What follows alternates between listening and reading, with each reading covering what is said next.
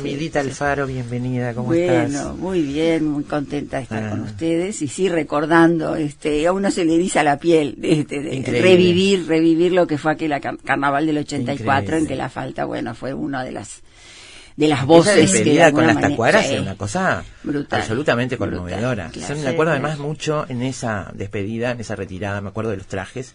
Claro. Y me acuerdo de Walter Venencio, que todavía integraba la murga, por supuesto, que hacía su propio show. Exacto, no sé si en una de las puntitas, en una de las puntas del escenario. Él estaba en la de él totalmente, era una cosa mágica de ver. Maravilloso, increíble. Maravilloso. Quería preguntarte por esto. Bueno, vamos a hablar de este maravilloso libro Teatro Cielo Abierto, de donde este fragmento lo leí de allí, entre 1000 así pastillitas que tiene para evocar. Quería hablarte justamente de no exactamente el 84, sino un poco antes. Claro. De lo que significó el carnaval para la cultura uruguaya. Claro. El comienzo de la dictadura, porque yo tengo la sensación de que había antes un menosprecio de la cultura carnavalera en la sociedad predictadura, digamos, y que a partir de la resistencia y la salida y lo que significaron las murgas para la salida, hay como un abrazo distinto de la gente. Exacto. En general, o después hay, por supuesto, matices. Claro.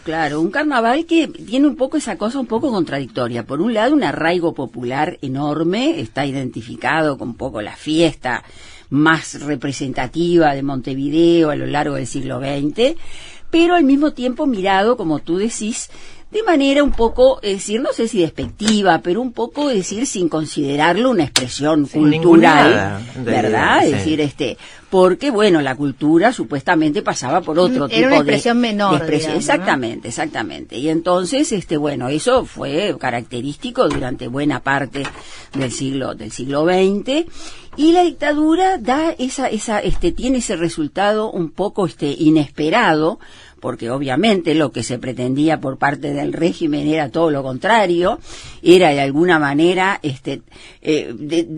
minimizar lo que era una expresión que molestaba al poder, obviamente, a la que se persiguió y se reprimió con todas, en muy, muy diversos aspectos, pero que tuvo como efecto inesperado justamente, eso de acoger en su seno el carnaval una serie de artistas y de voces que vieron clausurados sus canales habituales, digamos, en tiempos anteriores, y que entonces encontraron el carnaval la manera de seguir haciendo lo suyo. ¿Eso que es a partir del 80? Sí, no, y ya en los 70, lo que pasa que en los 70 era como más difícil, todo eso tenía que ser de una manera mucho más subliminal, porque la censura estaba, con todo.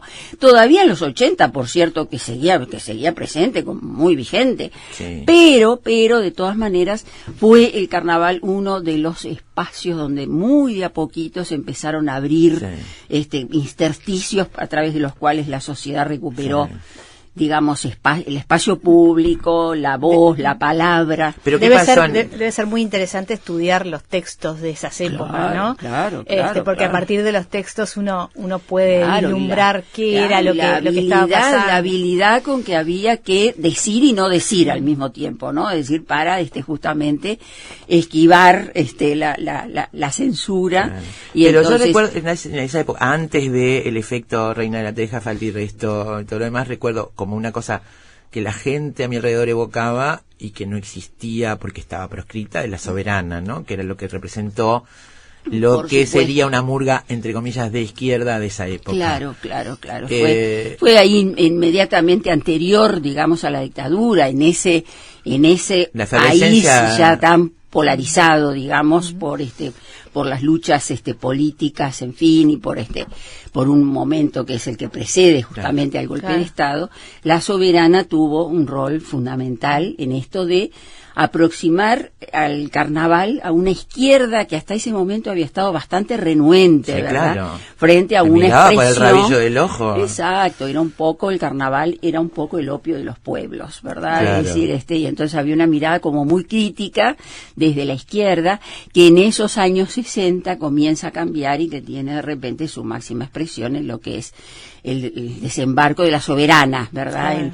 En los carnavales de fines de los años 60. Ahora, vos como carnavalóloga que sos, debes estar cansada de desmentir a los que dicen que hoy en día la murga sobre todo está muy politizada, cuando en realidad la sátira política fue desde el germen, ¿no? Desde el inicio. Totalmente. Es un poco la esencia del género, que por supuesto ese repaso de la actualidad, digamos, política, social, deportiva, digo, es una crítica justamente. Es el rol, ¿no? Exacto. Esa es un poco la esencia de la murga, donde la política no puede estar al margen en una sociedad tan politizada como la nuestra, donde todo de alguna manera está atravesado, digo, por lo político, y entonces también lo estuvo el carnaval y especialmente la murga, que es un género, es decir, que encuentra, digamos, de alguna manera su razón de ser en eso. Desde siempre, ¿no? Desde cosas, anécdotas muy claras. Sí, con respecto a altos mandatarios. Exacto. Pero ahí lo que cambia, ahí hay una cosa que es, no lo podemos obviar. Lo que cambia es el acceso de la izquierda al poder y al gobierno. Claro. Y cómo lo refleja la murga. Porque obviamente que toda la vida ha sido crítica al gobierno, y en un país donde gobernaron durante muchos años los dos partidos tradicionales, más o menos alternados, y no había un gobierno de izquierda al que criticar. Entonces la polémica empieza cuando el gobierno es de izquierda. Claro. Y las murgas tienen un discurso que para muchos no satisface ese rol de crítica del gobierno. Claro. Sí, hay un cambio decisivo en el 89, cuando por primera vez la izquierda accede en una primera instancia al gobierno de Montevideo, ¿no? Es decir, al gobierno departamental. Y eso marca un hito, digamos, es decir, un punto de inflexión muy decisivo, en el cual la izquierda va a pasar a cumplir el rol que hasta ese momento había cumplido el Partido Colorado respecto al carnaval. Hay un carnaval. El Partido Nacional siempre quedó como por fuera, ¿no? Nunca por fuera. Una sensibilidad que no comulga, nunca comulgó con el carnaval. Exactamente. ¿no? Yo creo, claro, la explicación de repente más inmediata es el hecho de que el Partido Nacional, a lo largo del más de un siglo de existencia de la Intendencia de Montevideo, el municipio, como se lo llamaba en su momento, solamente gobernó 4 años nunca Montevideo. Estuvo, prácticamente no solamente después de las históricas elecciones del 58, el Partido Nacional accede al gobierno de Montevideo, y más allá de que las elecciones 62 vuelve a ganar a nivel nacional, a nivel departamental la intendencia vuelve a manos del Partido Colorado. Claro. O sea que hay una larguísima historia, digamos, de un vínculo muy fuerte del carnaval con el Partido Colorado, que era quien gestionaba la fiesta desde el gobierno departamental. Claro. Y además eso, con la mirada ballista que imprime. Exacto. Además de eso, que es como, digamos, lo más obvio, está lo otro, ¿no? Es decir, hay también un desencuentro cultural, pienso yo, entre el Partido Nacional y el carnaval, que es una cosa tan montevideana, tan urbana, tan popular, tan anticlerical, digamos, en sus raíces, en sus orígenes. Todo eso que acabo de decir es igual vallismo, ¿verdad? Es decir, el vallismo representa justamente... Claro. Y el vínculo con los sectores populares, claramente el Partido Colorado... Exactamente. Y entonces el que tiene más intensidad. Uno podría decir el vallismo del 900, el vallismo de Don Pepe es absolutamente clave para entender algunas de las claves de este carnaval de hoy. Claro. Porque de alguna manera surge de ahí, viene de ahí, y después se transforma, obviamente. De ahí también que probablemente de ahí la izquierda tuviera también ese recelo con el carnaval. Entonces hay una especie de hilo conductor que te lleva desde ese carnaval tan identificado con el vallismo a lo que es, a partir del 89, una izquierda que de alguna manera culturalmente representa también muchas de esas formas de digamos, esa visión que comparte con el vallismo. Y entonces lo que hace la izquierda es heredar toda esa maquinaria, donde los usos políticos de la fiesta también son muy importantes.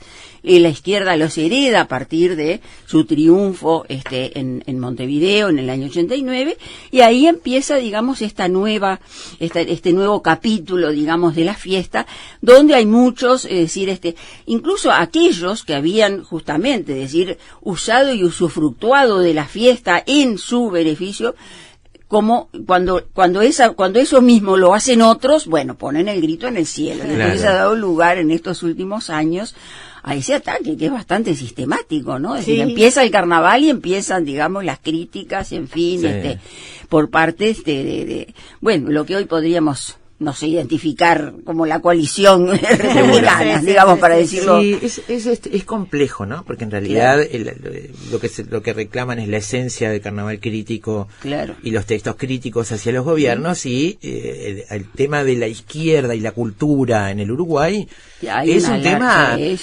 donde el resto de los partidos no han podido establecer vínculos como los de la izquierda. Entonces, y no es que no haya habido cuplés críticos, por favor, del gobierno de izquierda en todos estos años. Realmente, si hacemos un repaso, los hay y muchos. Creo que lo que se recorta no es eso, ¿no? Claro. Sí, hay muchos malentendidos. En primer lugar, reclamarle al carnaval que esté politizado, que está muy politizado. Primero, si lo estuvo desde siempre, pero esa es la esencia. Pero desde el siglo XIX, desde las letras que yo he recuperado, digamos, de lo que son las agrupaciones en el siglo XIX, ya tenían, digamos, críticas, yo diría que bastante más sangrientas que las actuales respecto a los gobiernos de turno. O sea, esa politización es de siempre. Pero además reclamarle, es decir, considerar que el hecho de que las murgas tengan determinada visión o hagan un determinado análisis de la realidad, responde o está al servicio de lo que sería, digamos, es decir, el proyecto Frente Amplista o los gobiernos del Frente Amplio. Y yo creo que ahí hay otro gran malentendido. Las murgas dan su opinión y su punto de vista sobre infinidad de temas, coincidiendo o no con la visión que el Frente Amplio tiene sobre esos temas. Sí. Es cierto que la mayoría, de pronto, de la gente que sale en carnaval está identificada con la izquierda, pero eso no los convierte de ninguna manera en voceros del Frente Amplio, y hay permanentemente críticas, es decir, las ha habido a lo largo de todos estos años, respecto a temas muy puntuales.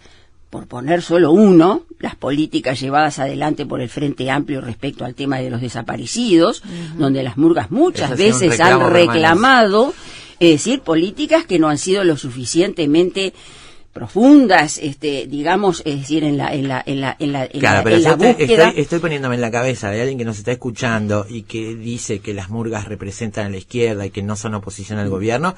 Estoy pensando que le reclaman hablar de hechos de corrupción, hablar denuncias, como hacen con los partidos tradicionales. Por supuesto, ¿cómo se entiende?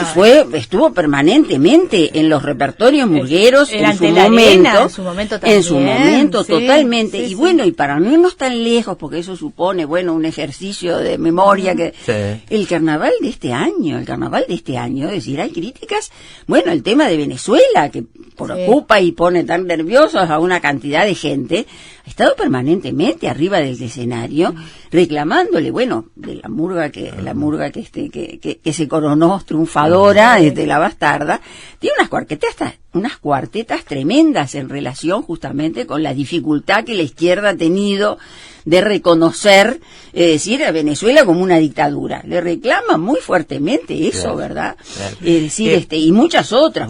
La Mojigata tiene un cuplé que se llama Palo al Frente Amplio, que es tremendo.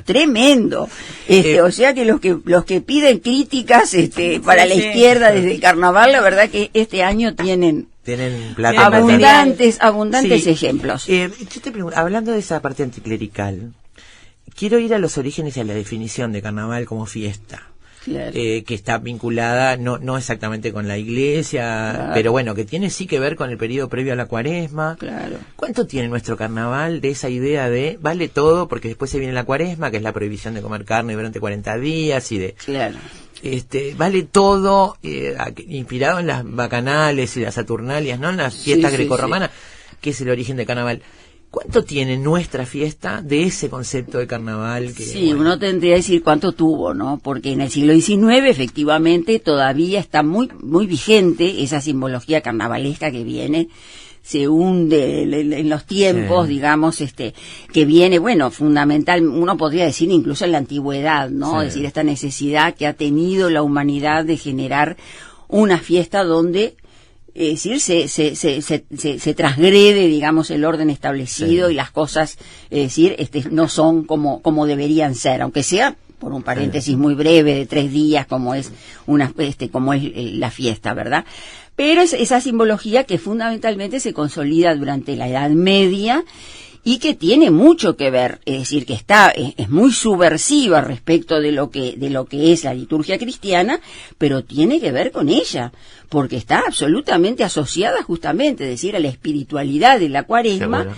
Y a la donde cual hay decir, abstinencia, austeridad. Entonces, antes de entrar en ese periodo de ayunos y de espiritualidad, bueno, esa despedida de la carnalidad que da lugar justamente al carnaval, y donde hay una serie de profanaciones y de transgresiones, es decir, que siempre han sido, es decir, muy muy perseguidas, digamos, por la Iglesia. Una igualación o equiparación a partir del disfraz, de la máscara. Totalmente, somos totalmente. Donde hay una, es decir, digamos, la subversión de lo que son las jerarquías y lo que son los roles dentro de una sociedad, y donde justamente, es decir, hay un momento muy efímero, pero de todas maneras, donde está permitido una serie de mezclas que en el mundo del derecho serían como inimaginables, ¿no? Y entonces ahí encontramos una fiesta donde, es decir, ricos y pobres, negros y blancos, hombres y mujeres,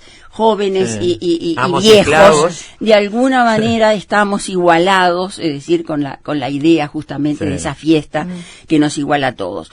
Ahora, eso que en el siglo XIX es muy fuerte, después va a experimentar, es decir, una serie, digamos, de transformaciones que pasan por la reglamentación de la fiesta, que terminan con algunos de sus excesos, es decir, porque ahí también hay que ver cómo el carnaval, es decir, traduce lo que es una articulación entre la sociedad y el Estado, ¿verdad? Y el Estado empieza a ser cada vez un actor más decisivo, ¿verdad? Es decir, ahí nos metemos directamente en el teatro de verano, con Bota de 7 leguas, ¿no? La profesionalización, quiero preguntarte esto, ¿tiene que ver con ese salto de la calle al teatro, que hoy en día sea un espectáculo de teatro? Claro. Y pasa que en nuestro carnaval, y a veces es como difícil, uno dice, ¿por qué?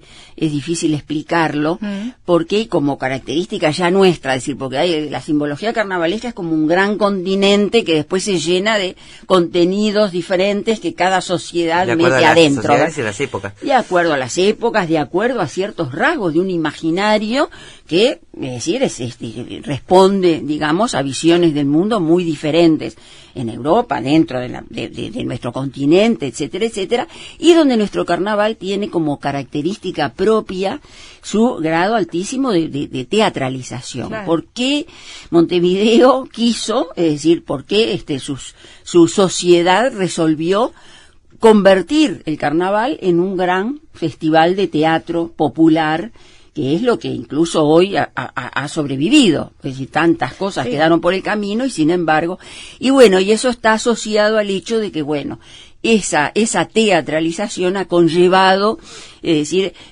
a una participación que de repente requiere cada vez más de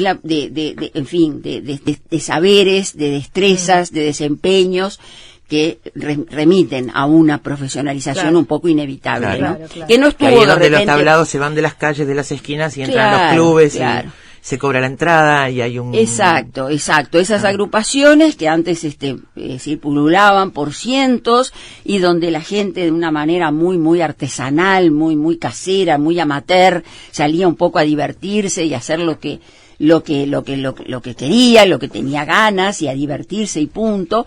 Eso cada vez empieza a adquirir un sentido artístico cada vez mayor. La civilización después de la barbarie. Exacto, tiene mucho que ver con eso, y hoy es como muy difícil pensar en un carnaval o actores, es decir, o mujeres u hombres que se suben arriba del tablado, es decir, y que de tanto de punto de vista actoral, coral, es decir, como en la danza y todo lo demás, hay que tener determinadas condiciones que permitan generar, esos espectáculos que nos deslumbran, a lo largo del mes de febrero, año a año, ¿no? Milita, ¿tenés un ratito más? Sí, vamos a propongo hacer una pausa y hablemos del teatro de verano un poquito. Que todavía no hemos entrado en este libro. Exacto. Con Milita Alfaro, Teatro a cielo abierto, es el título de hoy de Efecto Mariposa. Volvemos enseguida. Lo único seguro es que el sol sale por la mañana y se oculta en la noche. Lo que sucede en el medio es culpa de Efecto Mariposa.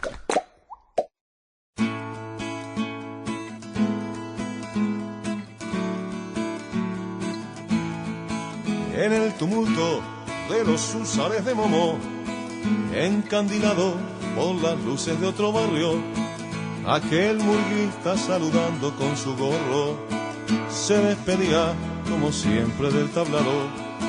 Entre la nube de pintados chiquilines, vio la sonrisa que enviaba una princesa, entre los rostros de mezclados colorines.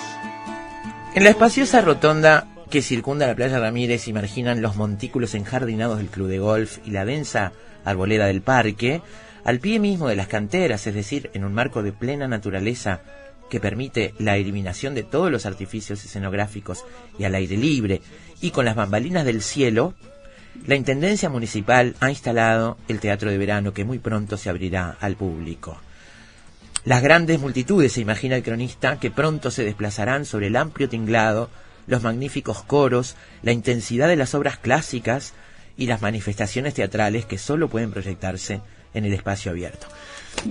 Hasta acá estábamos hablando de un teatro que se estaba por abrir, en ese momento por inaugurar, y que estaba destinado a las grandes obras culturales. Exacto, y que generaba, bueno, muchísimas expectativas por parte de una sociedad que soñó durante décadas, diría yo, porque el teatro se inaugura en 1944, pero las primeras menciones que nosotros hemos encontrado, digamos, al teatro como proyecto, eso que llamamos el teatro imaginado, son de la década del 20, ¿Por qué ya es en importante 1920. tener un teatro así en abierto? Sí, porque era una especie de novedad que nace, bueno, como tantas cosas nuestras, mirándonos en el espejo de Europa. Claro. Es decir, en Europa, justamente en el entorno del 900, hay una suerte de redescubrimiento de lo que era aquel anfiteatro griego que había quedado de lado frente a lo que es esa irrupción del teatro a la italiana, que durante el Renacimiento un poco copó, es decir, el arte teatral, claro, y que se replica, bueno, es decir, nace precisamente, es decir, en Italia, pero que se replica en el mundo entero y que tiene, obviamente, es decir, nuestro Teatro Solís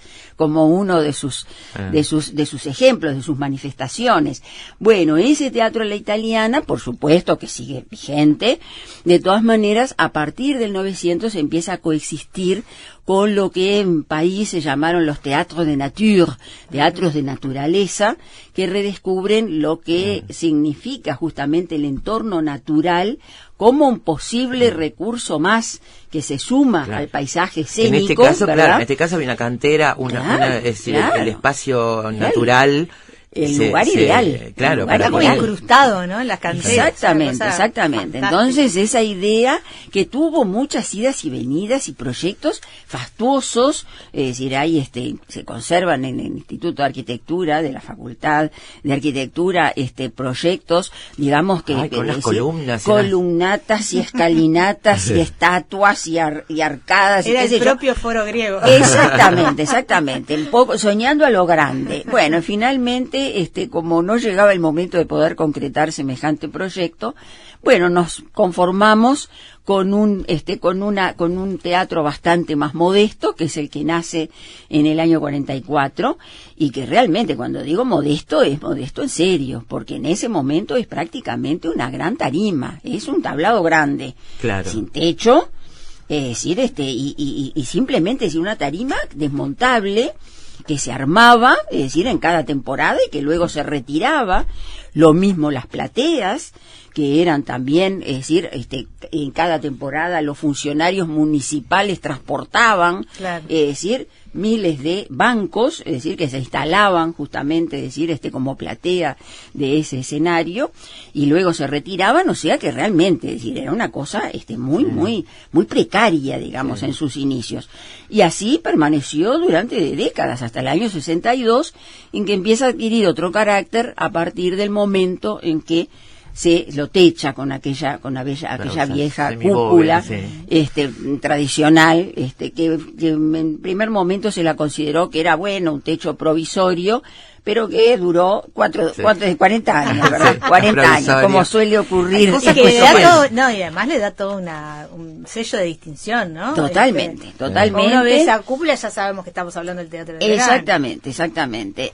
Que bueno, finalmente sí, la pobre duró muchísimo más de lo que se esperaba, y finalmente en 2006 va a ser reemplazada, bueno, por esa maravilla arquitectónica que es la cúpula actual, esa cúpula de ladrillos, que un poco sigue lo que es el sistema Dieste, digamos, desde el punto de vista constructivo, y que bueno, que hoy ya ha pasado a ser, digamos, ya una imagen absolutamente identificada con el paisaje montevideano, ¿no? Totalmente.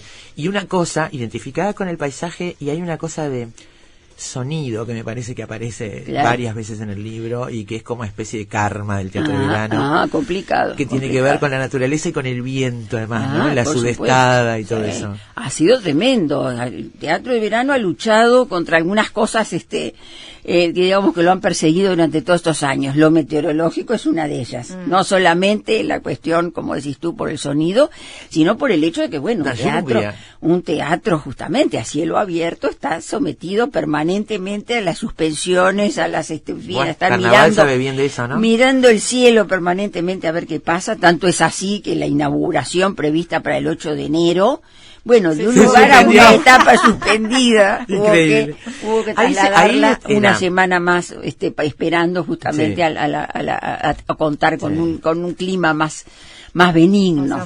Pero bueno, lo que tú decías del sonido es fundamental también, porque uno piensa, bueno, el sonido así, es decir, al aire libre, bueno, tiene la ventaja de que no tenés el rebote de las paredes y todo lo demás, pero el viento es tremendo, porque te lleva el sonido para lugares impensados. No lo puedes manejar. Y ahí está. Claro. Entonces, bueno, ha sido uno de los problemas con los cuales ha lidiado el teatro, pero bueno, más o menos ha ido muchísimo. ¿Cuándo pasa a ser teatro de verano carnavalesco y dedicado al concurso de carnaval? Porque hablábamos de estos elencos, bueno, el Ballet Ruiz, que fue el quien lo inauguró. Cosas de equipaje trajeron esta gente desde el Ballet Ruiz. Impresionante cómo se instaló acá una compañía que era de un prestigio universal, en el sentido de que era el heredero de aquellos famosos ballet rusos del principio de siglo, de Diaghilev y tal. Bueno, eran un poco los continuadores de toda esa tradición que se trasladan a América justamente en el marco de la guerra. Es decir, a buscar justamente opciones laborales en nuestro continente. Y bueno, y se encuentran nada menos con esta posibilidad de pasarse casi 2 meses en Montevideo con motivo de la inauguración del teatro. Pero ahí esa cuestión compartida entre el Sodre, que es un poco el promotor de esta visión del teatro de verano como lugar justamente en el cual convocar, digamos, a las masas populares para de alguna forma educarlas en lo que es la alta cultura y determinadas expresiones de las bellas artes, en esta cosa una noción paternalista de la cultura muy propia de la época. Y los intereses de la Comisión Municipal de Fiestas, que siempre, sin entrar en contradicción con ese proyecto, siempre vio el teatro como el lugar ideal para la organización del concurso de agrupaciones. En momentos en que quien pagaba los premios del carnaval era la Intendencia, y por lo tanto necesitaba recaudar, es decir, para justamente generar los ingresos que le permitieran justamente pagar esos premios.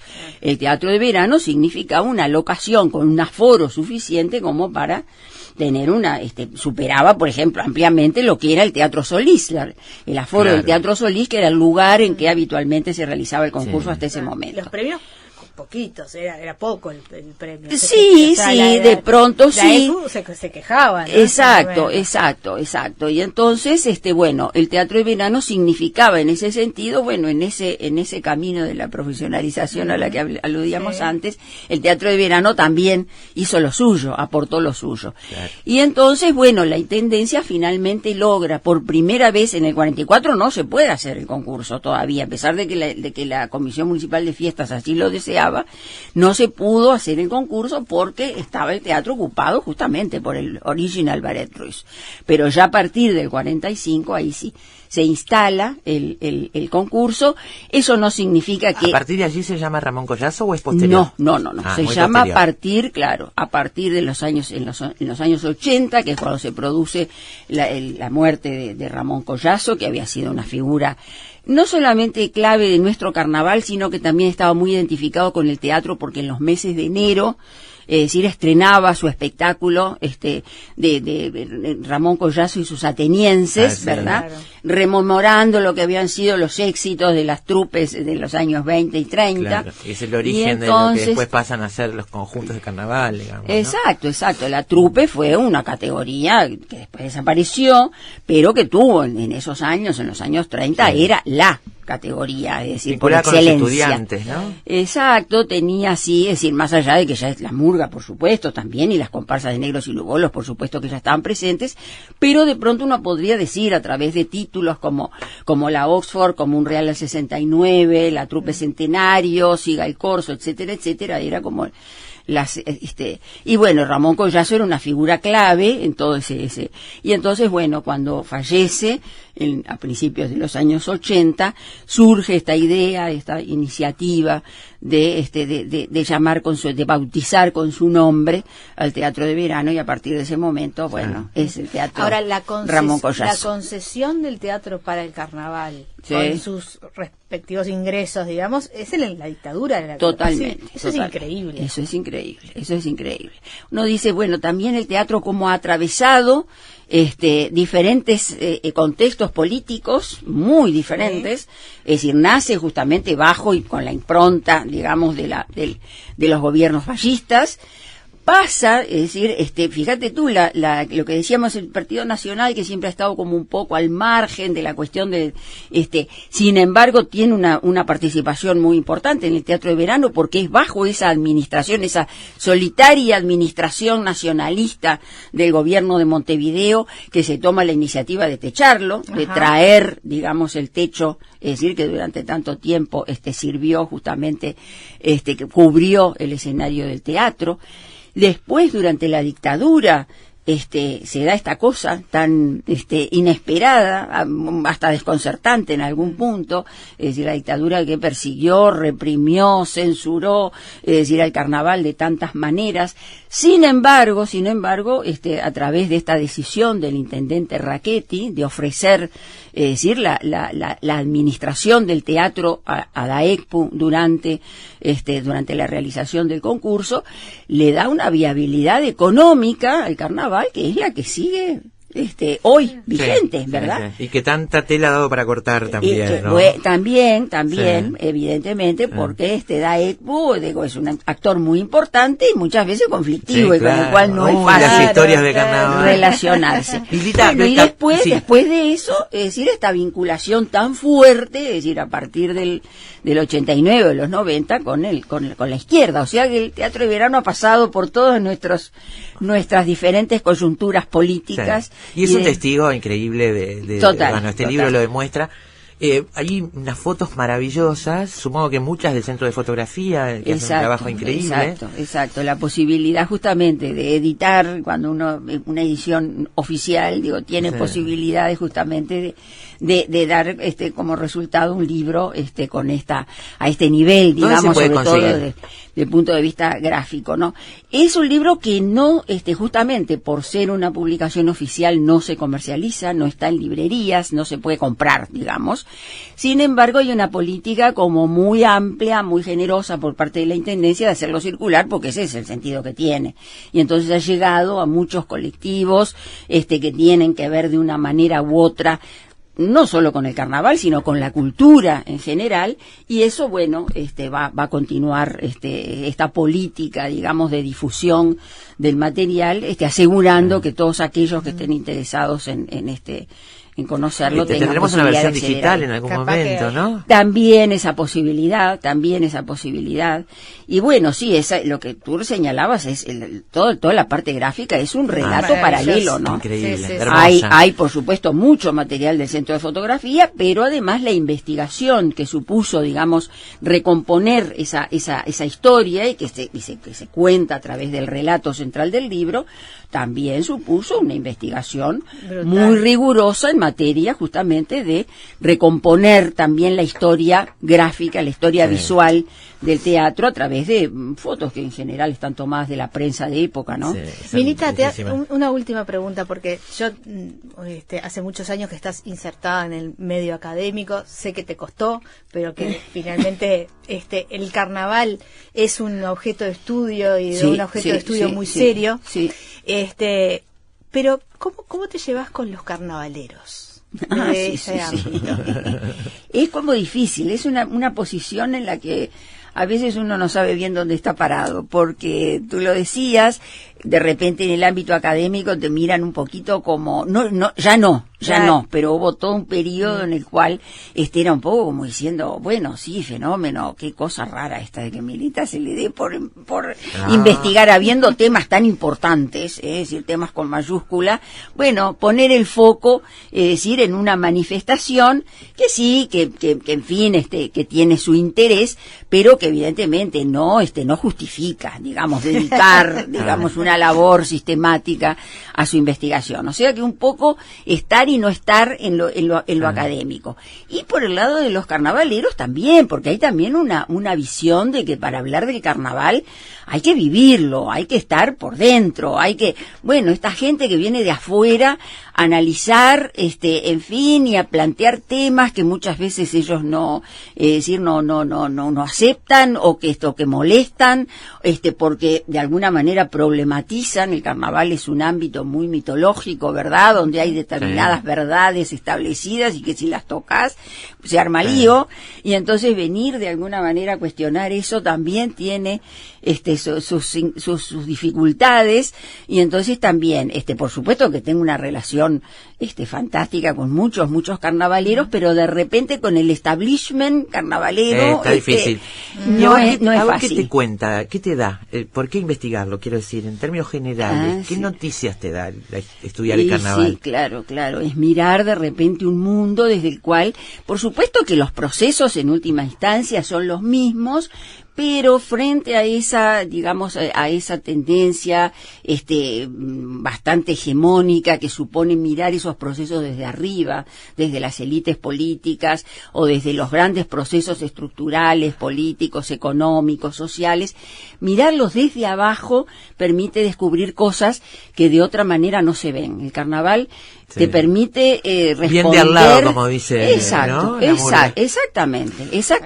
Y responde preguntas, es decir, que la visión, es decir, más estructural no te permite ver. Y entonces, bueno, descubrir, por supuesto, sin negar la importancia que tienen esas otras, esa historia política, esa historia económica, esa historia social que ha tenido un desarrollo fantástico en nuestra historiografía, bueno, sumarle a eso estas otras visiones de la sociedad que de repente hablan de la gente común y corriente, de la gente anónima, que también hace a nuestro devenir histórico y que a veces no se ha tenido de todo en cuenta a la hora de pensar el pasado. Exactamente. Yo tengo una curiosidad, entre muchas. El libro tiene muchísimos testimonios, historias, mucho más de lo que hemos hablado, apenas asomamos la nariz.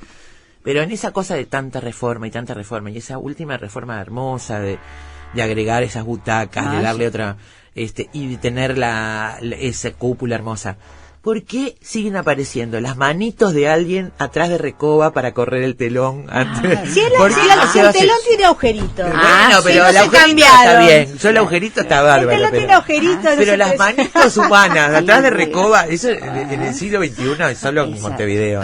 Exacto, pero tiene esa cosa. El teatro, cuando uno lo define, me gusta definirlo como un teatro de cercanías, un teatro del que la gente se apropia tan intensamente y lo siente suyo. Bueno, tiene esa cosa, esa articulación entre modernidad y entre avances tecnológicos y tal, y cierta precariedad que de alguna manera lo hace también muy uruguayo, muy montevideano, muy próximo, ¿no? Y muy, digamos, como muy Sí. cotidiano. Yo lo miraba y decía, no cuesta nada poner un par de tensores, no sé, para que el escenario, el telón se abra de otra manera. Exacto, o esa cosa loca de aquel alambrado allá arriba, donde debe ser el único teatro del mundo en el cual podés garronear el espectáculo desde afuera sin pagar entrada. Si te animás a subir por ahí. Exacto. Y entonces, bueno, el teatro está hecho también de esa suerte, esa mistura, ¿verdad? Es decir, es un teatro que se me habré ido de la Facultad de Arquitectura a la parte de arriba del Teatro de Verano para bichar de todo. Claro. O sea que bueno, que eso también hace al teatro de cercanías, como me gusta a mí definirlo, ¿no? Milita, ha sido un enorme placer, además que nos vengas a visitar acá, todo un privilegio tenerte. No, todo el rato que estuvimos acá hablando. A la ciudadana ilustre, ¿te das cuenta? Bueno, maravilloso. Yo agradezco muchísimo esta posibilidad de charlar con ustedes, que siempre es muy, muy agradable, muy lindo. Compartimos cosas muy lindas. Muy bien, Milita Alfaro ha estado en Efecto Mariposa y el título Teatro a Cielo Abierto.